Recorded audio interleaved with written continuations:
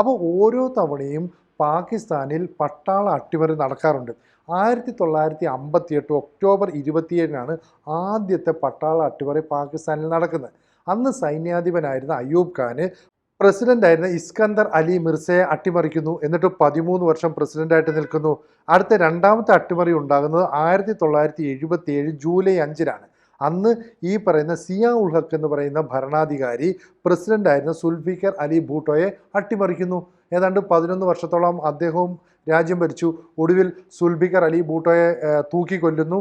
അതിനുശേഷം ഈ സിയാ ഉൾ ഹക്ക് വിമാന അപകടത്തിൽ കൊല്ലപ്പെടുന്നു. അടുത്ത അട്ടിമറി ഉണ്ടാകുന്ന 1999-ലാണ്. അന്ന് പർവേസ് മുഷറഫ് എന്ന് പറയുന്ന സൈനിക മേധാവി അവിടെ അട്ടിമറി നടത്തുകയും നവാസ് ഷെരീഫിനെ സ്ഥാനഭ്രഷ്ടനാക്കുകയും ചെയ്തു. ഇതേ നവാസ് ഷെരീഫിൻ്റെ സഹോദരനാണ് ഇപ്പോൾ പാകിസ്ഥാനിലെ പ്രധാനമന്ത്രിയായ ഷെഹബാസ് ഷെരീഫ്.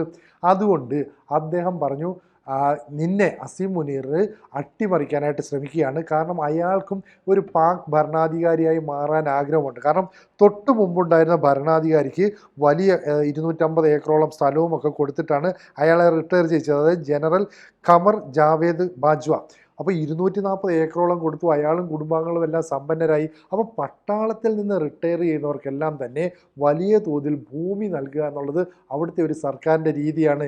ഈ രീതി അനുസരിച്ചാണ് പാകിസ്ഥാനിലെ ഏറ്റവും വലിയ real estate mafia, petrol pump ഉടമസ്ഥർ, ബാങ്കിങ്, ഇൻഷുറൻസ് മേഖല നിയന്ത്രിക്കുന്നത്, പഞ്ചസാര ഫാക്ടറി നിയന്ത്രിക്കുന്നത് എല്ലാം തന്നെ പാക് ആർമിയാണ്.